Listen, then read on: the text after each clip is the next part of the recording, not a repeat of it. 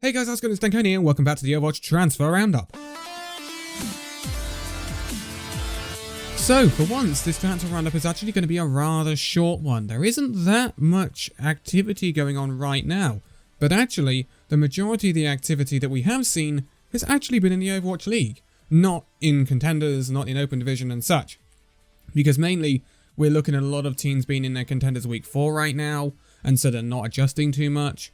We might see a bit of movements before the playoffs, but I don't expect a lot of Contenders teams are going to really change things up before those playoffs go ahead, because, you know, you want consistency going into some of the most important games we've had so far this year. But there will be some changes after those playoffs, which take place next month, because we'll have an Open Division season and we'll have a new Contenders season rolling on into the latter half of this year. But let's get to it. And we left off last time talking about Stitch and Janu, who are on 14-day contracts with the Washington Justice, and they've definitely improved that squad, I think we can say. But we are actually going to start off in the Overwatch League with the Hangzhou Spark, because two players, a player and a coach have left at Hangzhou Spark. This is the coach, who has left at Hangzhou Spark and is no longer assigned, and then Bazzi, the DPS player, has left the Hangzhou Spark and he will be retiring.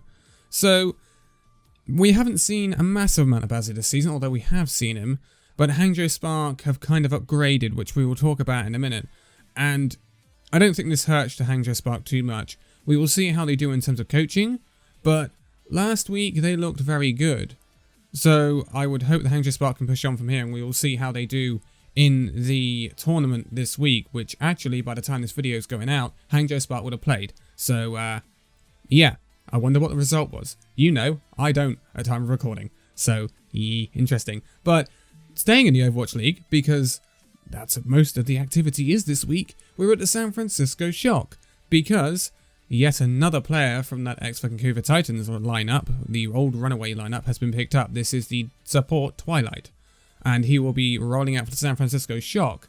So, this must hurt if you're a Vancouver Titans fan. Like, San Francisco Shock were your deadly enemies last year, and now you've lost such a good support to them. That's a feels bad, man, for Vancouver Titans fans right there, if it wasn't bad already. It'll be interesting to see where he fits in at the San Francisco Shock, because, well, they have Moss and they have Violet, two extremely good supports already. So, it'll be interesting to see how they utilize him. Is this the San Francisco Shock wanting to move to complete Korean rosters?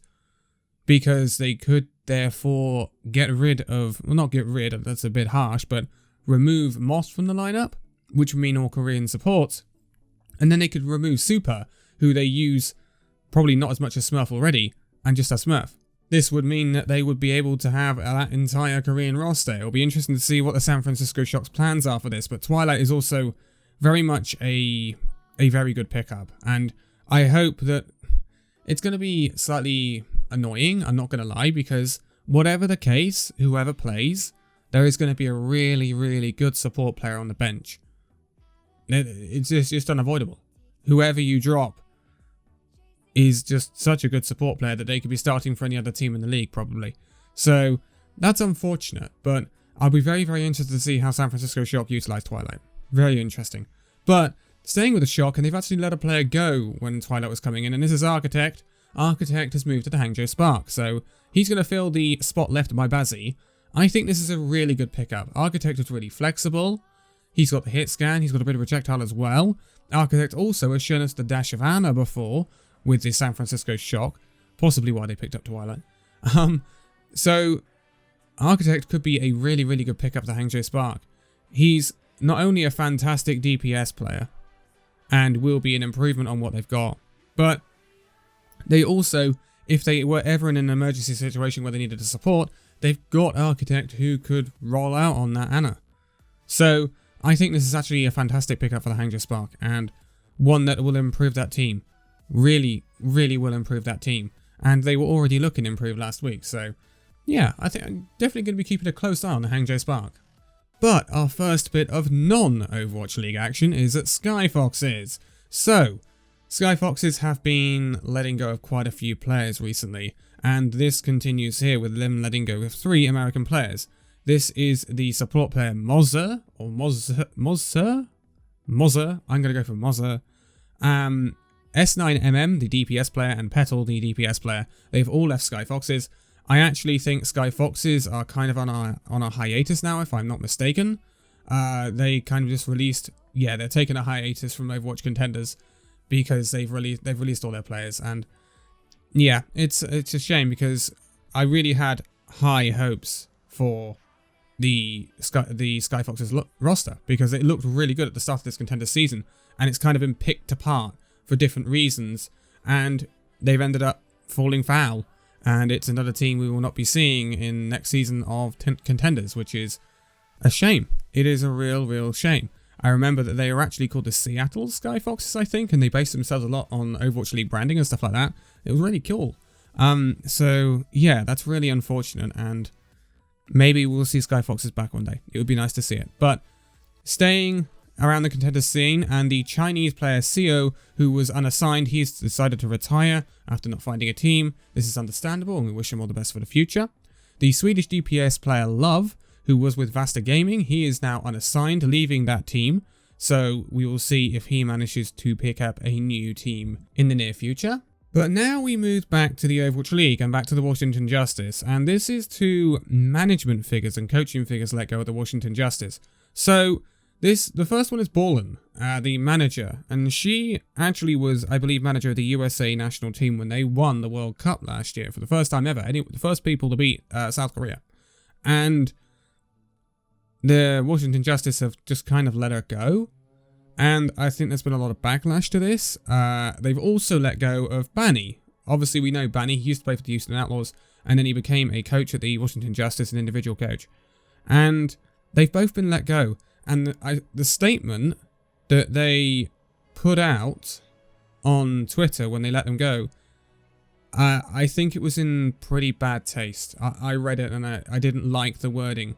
It seemed very abrupt and not very nice, to be quite honest. And I think they could have treated them better in terms of letting them go. Yeah. I think I know what Washington Justice are doing. I think Washington Justice are going all Korean. With them picking up Janu and picking up Stitch, they can now perhaps find another player, then let go of Elivat and Lolshish. They'll have a 7-man roster and an entire Korean coaching staff and management staff. I think that's what the Washington Justice are aiming for here. But if they wanted to do that, that's fine. But I think the way they've treated Banny and Ballin, in the way in which they let them go and the statement that they made, I think it was in very poor taste. And I don't think it was very nice in the way in which they worded it. So, yeah. That's my thoughts on that. I don't think it was a particularly brilliant thing to happen. And I hope that they do find other places to go. I think Ballin's taking a little break, but I really do hope they find other places to go because they're really good at what they do. So, moving back to Contenders, and we see that the Saints are picking up a new American DPS player. This is Hazard. He was currently unassigned, so the Saints have picked him up for fairly easily. Hasn't had to transfer from another team, and we will see if the Saints utilize him in good ways going into Week 4 and beyond, maybe playoffs for the Saints as well. And we wish him all the best doing that.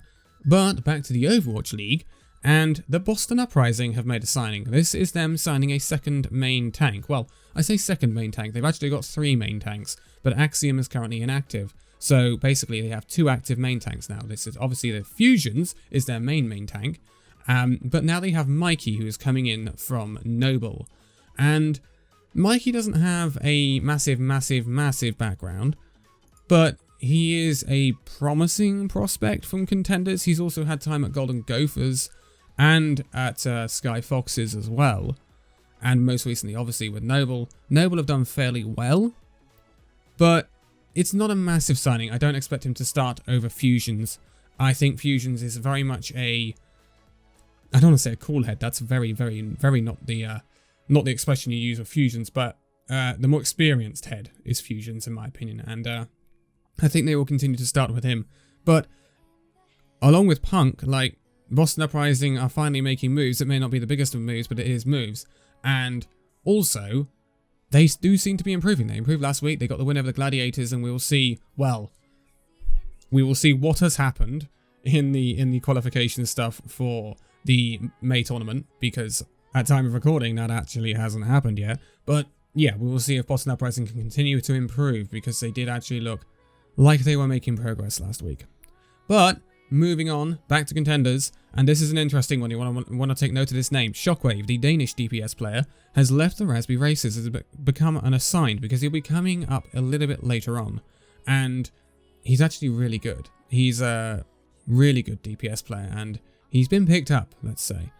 To replace him, though, the Raspberry Races have brought in way fast the Israeli DPS player, and hopefully it won't hurt their ambitions for playoffs and such too much in the EU region, and we will see how they do there. Also, movements in North America. This is the American tank player Shiz. He has been let go by Karasuno and will no longer be assigned. Again, Karasuno kind of an up and down at the moment, and they are possibly looking to strengthen going into the latter stages of this Contender season. So hopefully they find a replacement for Shiz fairly soon. But the rest of the action is all in the Overwatch League. So the first one is the French DPS player Zig. So Zig was at the third impact in NA, and he's now at the Toronto Defiant on a 14-day contract. Now the reason is for this apparently is that Shore4 is taking a tiny break, about a week or two's break, to kind of reset his mental state. And it's slightly worrying. I did wonder where Shore4 had been, because he hasn't been playing. And it is slightly worrying. This isn't Shore4 leaving. He's not on this list. But this is, I'm assuming, the reason for it. Zik has actually played for the Toronto Defiant in the qualification stuff. I can tell you that because I actually know that because they took on the Vancouver Titans. And he looked decent. But again, hopefully Shore4 can reset his mental state and come back for the Toronto Defiant, because he's definitely the shining light for that team.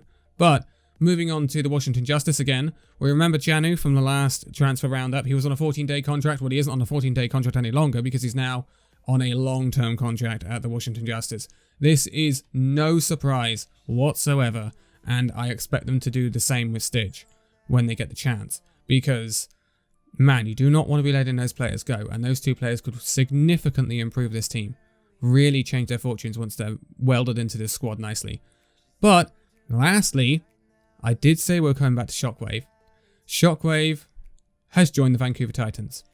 So I said the Vancouver Titans needed another DPS player, and Shockwave is this DPS player. And actually, it's a decent signing. We have seen him play this weekend against the Toronto Defiant, and yes, the Vancouver Titans lost that, but they made it incredibly close, and that was thanks to Shockwave. That was really thanks to Shockwave, because he made a massive difference in that match for the Vancouver Titans. I don't think it would have been anywhere near as close. His echo play was really, really good. So it'll be interesting to see if the Vancouver Titans can continue to work off of this. Yes, they are out of the May Melee tournament, but hopefully, going forward, they can continue to make improvements, and we will see a slightly better Vancouver Titans than we've been seeing recently. But this is definitely a step in the right direction for Vancouver, and I hope it's a little bit of optimism for their fans, who have not had much to go off recently. But that is it for this roundup. Not too much, but a lot of Overwatch League to talk about, and it's going to be very interesting to see how a lot of these players adjust and how they do. But I hope you're tuning into the May Melee tournament. Don't forget that on the Overwatch League website, Overwatch League mobile app, and Overwatch League mobile website, you can gain Overwatch League tokens by watching. So please do make sure you sign into your Battle.net account. But for now, thank you guys so much for watching this video. If you'd like to give a like, subscribe if you're new, and I'll see you in the next video. See you then.